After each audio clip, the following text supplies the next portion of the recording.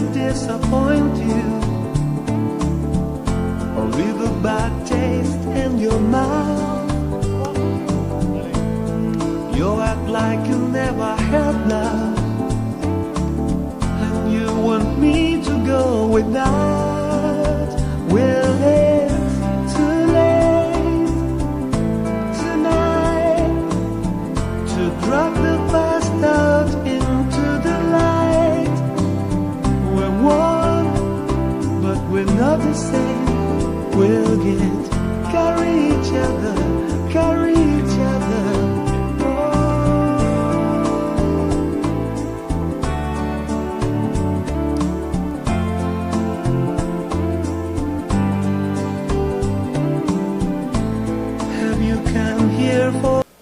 Juan Pablo Ortiz estudió en la Universidad de los Andes en Bogotá.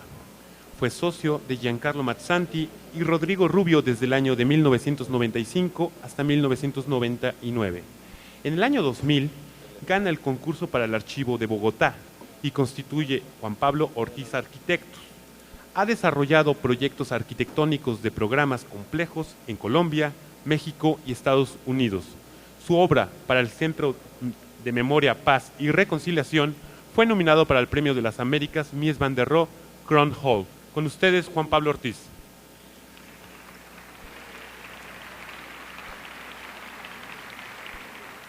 Bueno, buenos días. Es para mí un privilegio estar acá hablando ante ustedes. Voy a empezar con esta frase. Esta frase pues está inspirada en el texto de Heidegger de Construir, Habitar, Pensar, pero hemos hecho un pequeño cambio en el texto y lo llamamos Construir, Recordar, Habitar. Voy a mostrarles 3 edificios cuyo tema central es gira en torno acerca de la memoria, acerca de conservar la memoria y acerca de construir memoria. Entonces, quiero empezar con esta frase de Héctor Abad Faciolince, escritor colombiano, que dice: recordar es como un abrazo que se le da a los fantasmas que hicieron posible nuestra vida aquí. Si uno lee esta frase, hay una cosa importante, es cómo termina, aquí. O sea, creo que la arquitectura se debe al aquí, se debe al lugar.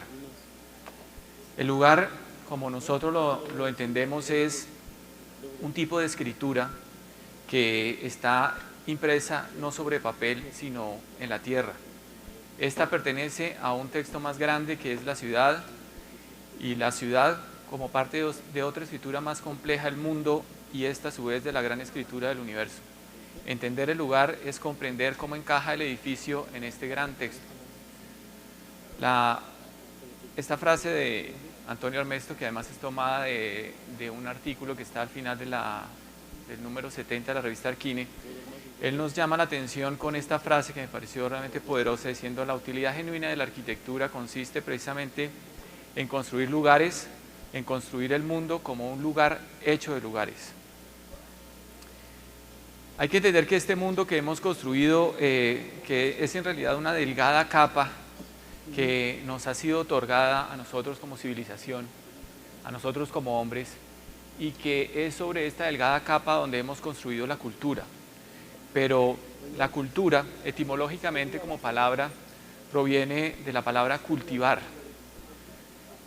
Si vemos esta imagen de Nueva York, en cierta manera, y nos abstraemos un poco de la materia con la cual está hecha, cada uno de estos edificios, si les cambiamos la escala, casi que ellos son como una manera de siembra, de sembrado, muy similar al de un agricultor, independientemente que en el centro hayamos sembrado con materia natural y alrededor con artificio, con materia artificial. Hemos hecho esta operación de cultivar un lugar. Y hay que entender que la arquitectura, a diferencia de muchas otras de las artes o de los productos del espíritu humano, realmente tiene una condición que es esencial, que es sustancial, que es casi ontológica, y es que la arquitectura es inmóvil, pertenece al lugar, está anclada en el lugar, el lugar es donde lo construido adquiere realmente sentido, adquiere su ser. La condición inamovible de lo construido implica adquirir conciencia de que la tierra, el suelo y el paisaje son el inevitable primer material con que se construye la arquitectura. Es decir, para nosotros, en nuestra práctica, entendemos no el lugar como el espacio sobre el cual se posa el edificio o el proyecto, sino lo entendemos más como el material primigenio, el primer material con el cual empezamos a construir. Voy a mostrarles este primer edificio. Fue un concurso que ganamos. Nuestra actividad profesional, prácticamente más del 95% de los proyectos que hacemos han sido ganados por concurso. En nuestro país existe en Colombia una tradición de muchos años de concursos de arquitectura públicos, abiertos, y este es uno de los primeros concursos que ganamos en el año 2000. Bueno, cuando nos entregaron en el concurso el lugar a intervenir, teníamos este espacio que era en realidad un terreno que había sido vaciado porque estamos ubicados en el centro de la ciudad de Bogotá, y todo esto había sido una manera de hacer ciudad con bulldozer. O sea, se había tumbado todo el centro de la ciudad, todo este pedazo de la ciudad, el barrio Santa Bárbara, y se habían hecho estas nuevas construcciones de vivienda hechas por el arquitecto Rogelio Salmona. A una cuadra más o menos de acá está el Archivo General de la Nación, y este edificio, que es un magnífico edificio de Salmona, queda como vecino del proyecto. Teníamos este otro edificio estilo más o menos Art Deco, que había quedado de ese proceso de renovación urbana, y teníamos esta manzana. Entonces, ante un terreno vacío, ante un terreno con tan pocos datos, realmente, pues empezamos a buscar algo que siempre hacemos, y es encontrar eso que nosotros llamamos la genética del lugar, eso de único que tiene un sitio, ese algo muchas veces invisible que está oculto tras la tierra, pero que como arquitectos tenemos la misión de sacarlo y hacerlo visible, que los edificios se vuelvan un comentario sobre aquello que no se puede ver. Entonces empezamos a revisar planos históricos, desde el primer plano histórico de la ciudad, que es este de 1797, y encontramos, digamos que pues Bogotá es una ciudad típico damero colonial, como la mayoría de nuestras ciudades de América Latina, donde hay un damero perfectamente hecho entre estos dos ríos.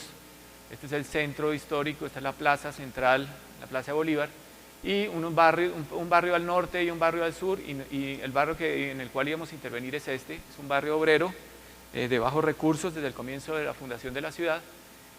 Y hay que entender que Bogotá funciona en su relación con los cerros. Los cerros y el plano le han dado la vida realmente cotidiana a la ciudad, y la ciudad realmente se conecta en sentido norte-sur, o sea, en este sentido de manera, digamos, territorial con las otras ciudades cercanas, pero es la ciudad la que funciona en sentido de las montañas al plano. Entonces, entender la manera como se construyó el damero en este sentido y en este sentido, pues nos muestra que las calles que tenían una relación entre las montañas y la parte baja eran las calles donde se estaba la gran vía de la ciudad. Pero en este barrio, en el barrio que estábamos interviniendo, las calles no continúan de manera directa entre las montañas y el cerro, y había solo una calle que realmente tenía esa relación entre los cerros y la ciudad, o cerros y el plano, perdón. Entonces encontramos que ese era un dato importantísimo que existía a lo largo de toda la conformación del barrio, hasta el momento en que empezamos nosotros a actuar. Y lo que hicimos fue decir, bueno, si tenemos esta cosa, este espacio totalmente vaciado, sin sentido, pues tenemos que buscar entonces en estos planos antiguos, y lo que vamos a hacer es hacer una construcción que realmente retome esta vía peatonal y la integre de manera dinámica al proyecto. Entonces, lo que hacemos es que este quiebre, que la vía daba en la parte de abajo, esta es una iglesia colonial muy importante del barrio, ese quiebre lo hacemos en este punto, y lo que hacemos es generar un edificio que se vuelve permeable peatonalmente, o sea, permite el paso de la ciudad a través de él. Los edificios de archivos son edificios muy cerrados, edificios de alta seguridad, donde los documentos tienen que estar controlados con humedad y temperatura, y son edificios muy duros a la ciudad. Entonces la operación que hicimos fue realmente hacer un edificio totalmente permeable, abierto, generoso con el espacio público. Esto en el año 2000 pues era algo que era nuevo, una manera de actuar nueva en la arquitectura colombiana, y nos inspiramos en este edificio Le Corbusier, que nos parecía maravilloso la manera como integra el campus a través del edificio, generando una actividad pública en su interior. Y esto fue lo que hicimos. Entonces generamos este gran vano con este paso peatonal público que atravesaba el edificio, que era un espacio totalmente público en su momento. Estábamos en la alcaldía Antanas Mocus. Cuando le presentamos el proyecto al alcalde, él lo entendió inmediatamente y comprendió que teníamos que hacer equipamientos públicos cuya real misión o la misión más importante fuera consolidar el espacio público y hacer un espacio público generoso. Realmente al comienzo muchos otros tecnócratas nos cuestionaban mucho porque decían ¿por qué no le van a poner rejas al edificio? Estábamos en uno de los barrios más peligrosos de la ciudad, de gran tradición en este sentido, y demostramos que si hacíamos un equipamiento realmente transparente, si hacíamos un equipamiento que inclusive abría su masa para permitir que la ciudad lo atravesara, íbamos a lograr realmente una condición de seguridad. Y se logró. 10 años después de inaugurado este edificio, aún es un edificio que jamás le han hecho un graffiti, jamás le han robado nada, y realmente la comunidad se ha apropiado de él. Es un edificio que la gente realmente lo quiere, a pesar, como les comenté, del tipo de población difícil que habita a su alrededor. Esta es la plaza que generamos en la parte alta. Este es un espejo de agua que realmente, más que un tema arquitectónico o decorativo, es en realidad una conmemoración a una condición geográfica que encontramos en las crónicas históricas. Y es que allí en este sitio aparecían varias crónicas que funcionaba una mana, o sea, una toma de agua, y la toma de agua desapareció a lo largo del desarrollo urbano del barrio. Y cuando hicimos los planos, dijimos vamos a hacer este espacio en torno a esa mana. Y de hecho la mana apareció cuando se inundó el sótano. No se sabía de dónde provenía esa agua, y esa agua provenía de esa mana. Entonces digamos que ahí apareció de nuevo esa condición oculta que no se podía ver a simple vista, y con la cual digamos armamos la arquitectura del edificio. Este es un sencillo croquis del concurso, donde explicábamos realmente que teníamos un edificio muy cerrado donde estaban los archivos, y lo que generábamos alrededor de él eran una serie de espacios de laboratorios, espacios de exposición y de lectura, y unos auditorios que envolvían toda esta masa cerrada y dura. La rodeábamos alrededor con usos intensos urbanos. Este es el hall de la ciudad, un hall también generoso. Siempre procuramos que en nuestros edificios haya un espacio que no está, digamos, contemplado dentro del programa del concurso, dentro del programa que nos dan los clientes, y hacemos un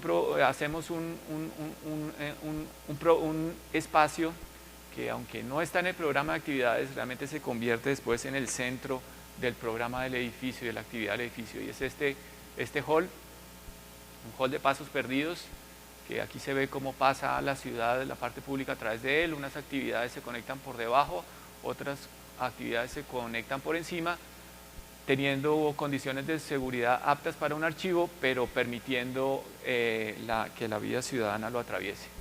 Entonces, una sala de lectura, otra vista de la sala de lectura, una rampa que comunica el edificio pública, comunica en todas sus plantas, remata en esta sala de exposiciones que tiene estos dispositivos de luz natural que los llamamos los diamantes de luz, que fueron hechos matemáticamente para hacer que la luz natural norte bañe toda la sala durante todo el día, cosa que funciona muy bien. y de nuevo el auditorio y de nuevo este tema de la luz. Creemos que de la arquitectura, los materiales más difíciles de trabajar son los materiales que son gratis, son los materiales que no cuestan. Y uno de ellos es la luz. Creemos que los arquitectos nos debemos a la luz, y al otro material que ahora nos interesa, del cual voy a hablar más adelante, es el sonido, la acústica del espacio. Este es el Archivo General de la Nación de México, el cual tengo el privilegio de estar dirigiendo el proyecto ejecutivo. Está ubicado junto a la cárcel de Lecumberri, en una zona que tiene, pues que ustedes bien conocen, varios equipamientos metropolitanos importantes, entre ellos pues, el aeropuerto que queda muy cerca, está muy cerca del Zócalo. Y estamos también de nuevo, la mayoría de edificios que hacemos los hacemos siempre en barrios o en pedazos de ciudad conflictivos, difíciles, entre comillas inseguros, y pues este no es la excepción de la Gene. Tenemos una vía muy importante que remata en el eje de la cárcel del Panóptico, o sea que la vía Lecumberri, que casualmente por acá se llama República de Colombia.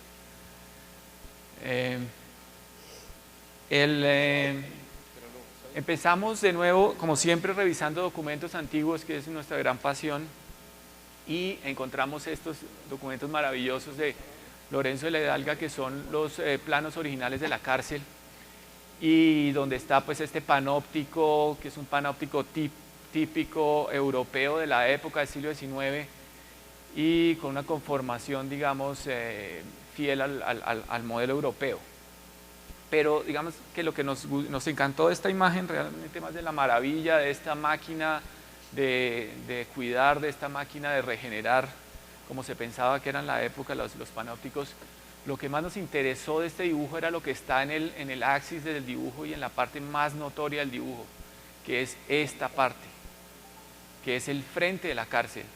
Es realmente como en este diagrama de edificio realmente se está hablando de la importancia de empezar a construir ciudad, de empezar a construir edificio público. O sea, lo que pasa de este muro hacia allá es una condición totalmente distinta, casi que es muy parecido al acto, digamos, primigenio de construir un templo. O sea, templo en griego significa, viene de temenus, que significa recorte. En este caso, pues es casi una especie de espacio sagrado, entre comillas, el cual se concentra detrás de estos muros.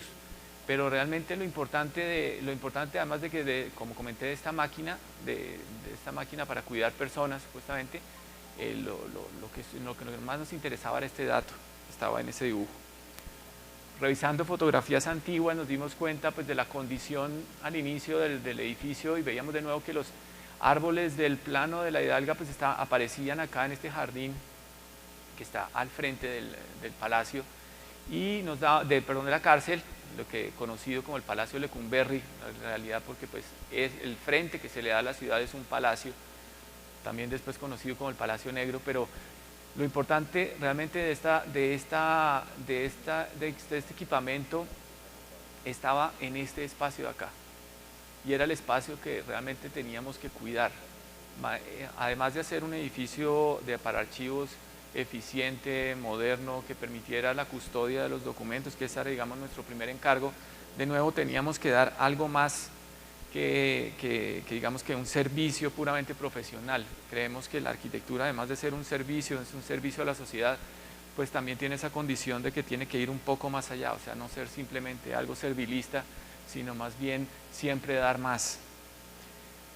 Y teníamos que dar más desde el punto de vista urbano, ese era. Entonces, volviendo a revisar, pues veíamos este frente increíble, revisamos inclusive documentales y películas que se habían hecho sobre este edificio. Vimos el documental de Ripstein, este es un fragmento del documental de Ripstein, y en el documental de Ripstein pues arranca con esta imagen desde el camión donde llevan a los presos y se acerca al frente del palacio, y en el frente del palacio hay dos datos que cinematográficamente se captan de manera increíble. Uno es la puerta como elemento que dice has entrado a un nuevo mundo, has entrado a una nueva vida, y el otro elemento que es fundamental es este, que es el reloj, que es el tiempo. Entonces teníamos que como como servidores de lo público, en este caso, teníamos que garantizar que el espacio público, que era el espacio importante, que era este frente, no lo fuéramos a dañar y todo lo contrario, lo fuéramos a potencializar. Este es el plano con el cual se construye la cárcel de Antonio Torres Torrija, donde se ve la condición la condición ya de la penitenciaría.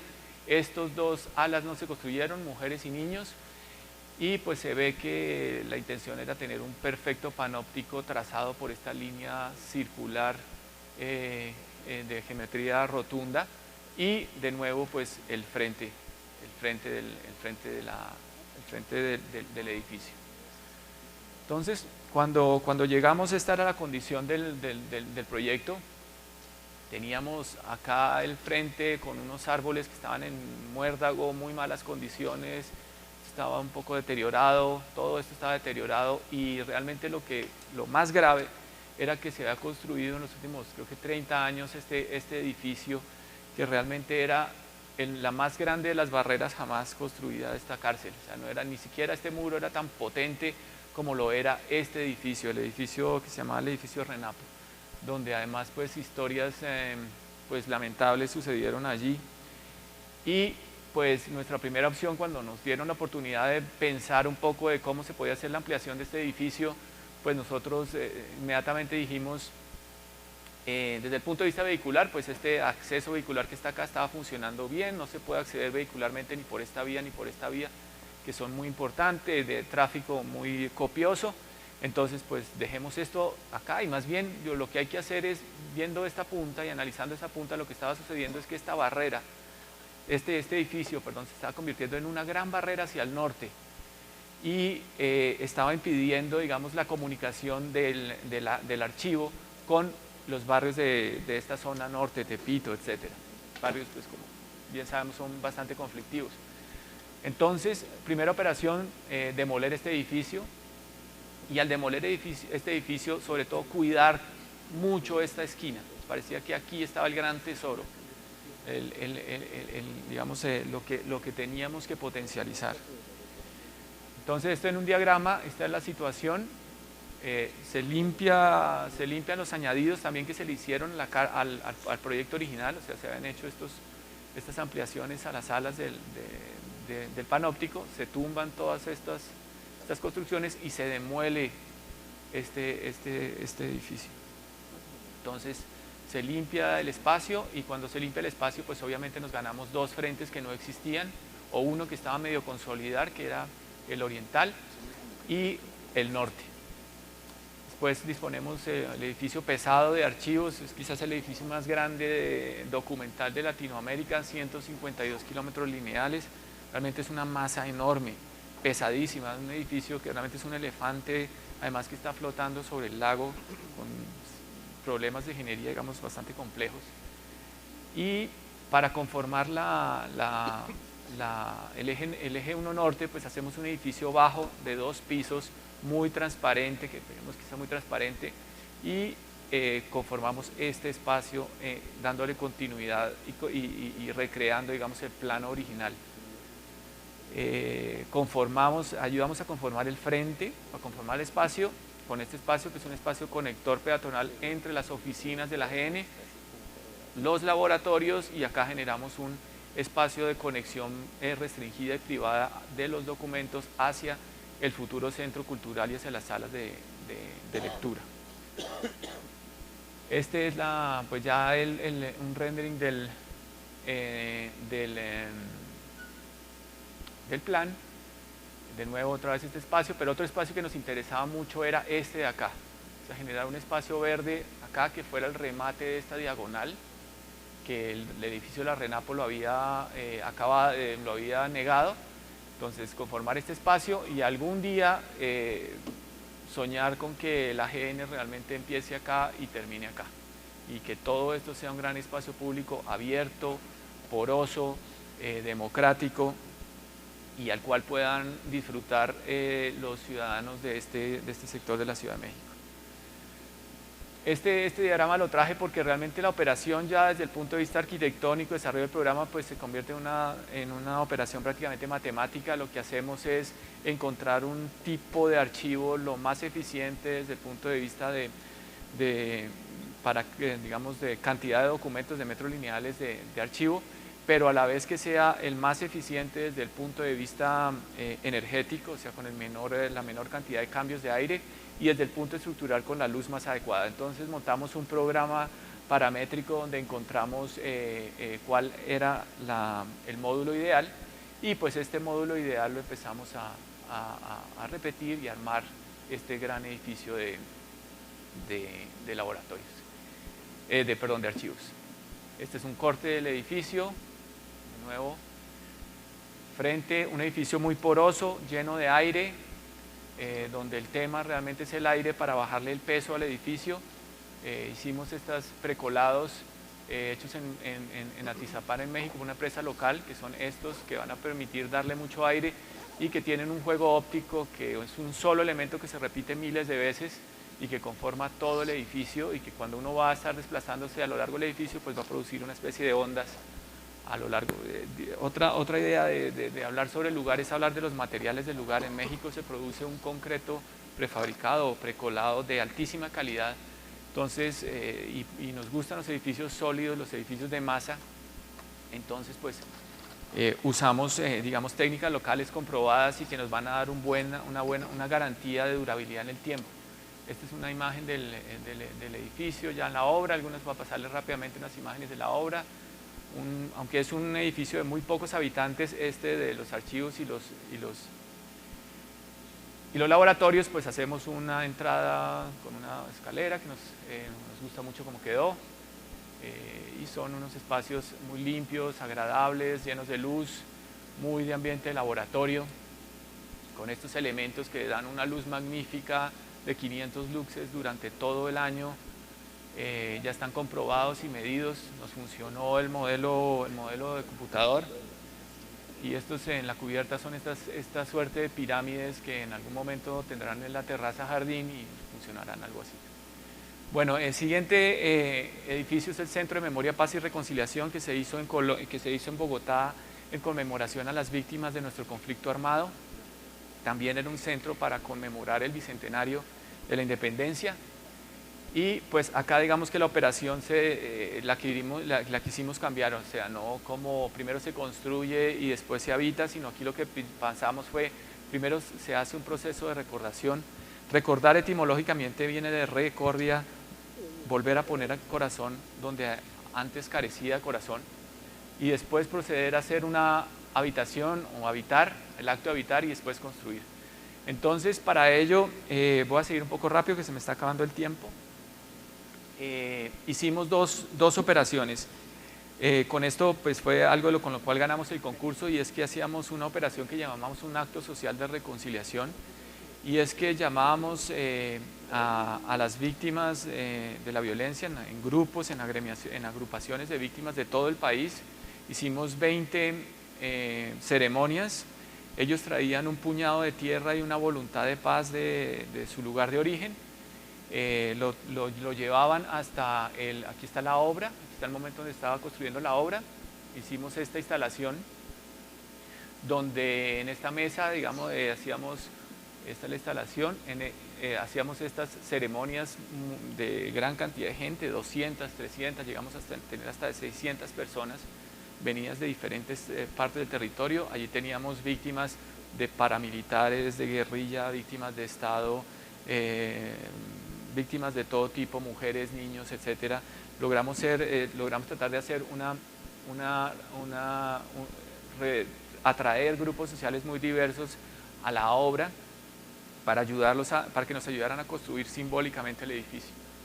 Estas son algunas imágenes de ese proceso. Traían la tierra, el puñado de tierra, lo encapsulaban en estas probetas junto con una voluntad de paz, y lo disponían en este artefacto que iba quedando así. Aquí estaban las voluntades de paz o algunos nombres de seres queridos. los iban disponiendo allí y después mientras tanto íbamos construyendo el edificio, que lo íbamos haciendo a la manera de un gran tapial.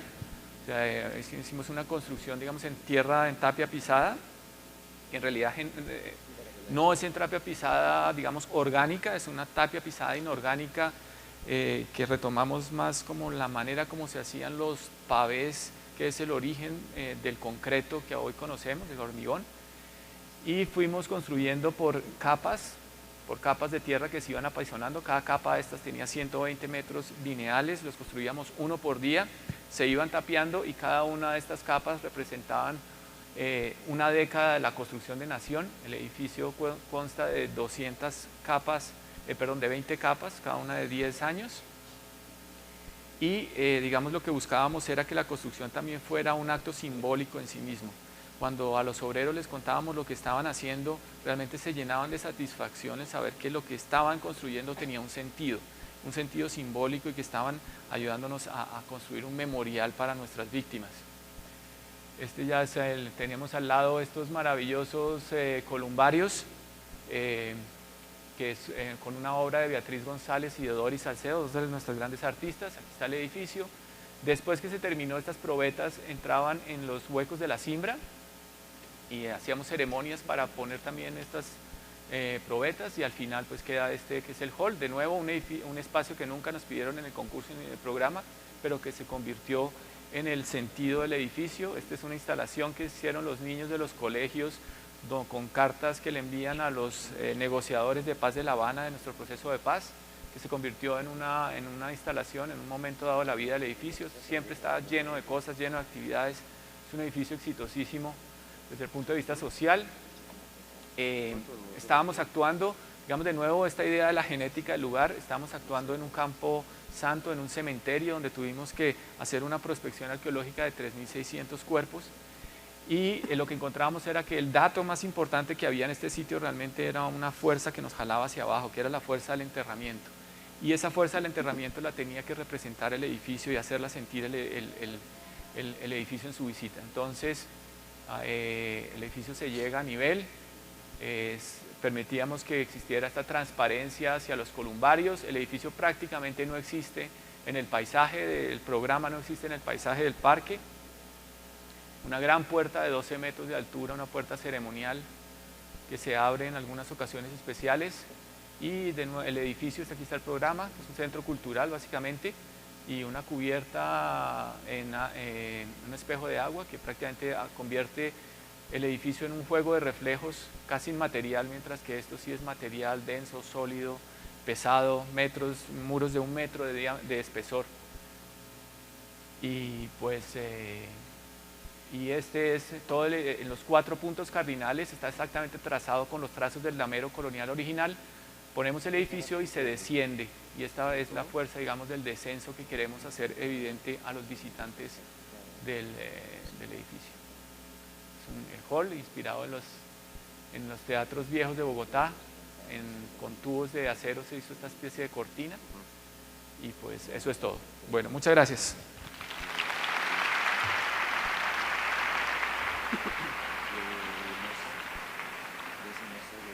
Muchas gracias. En 5 minutos vamos a continuar con la siguiente conferencia. Mientras tanto,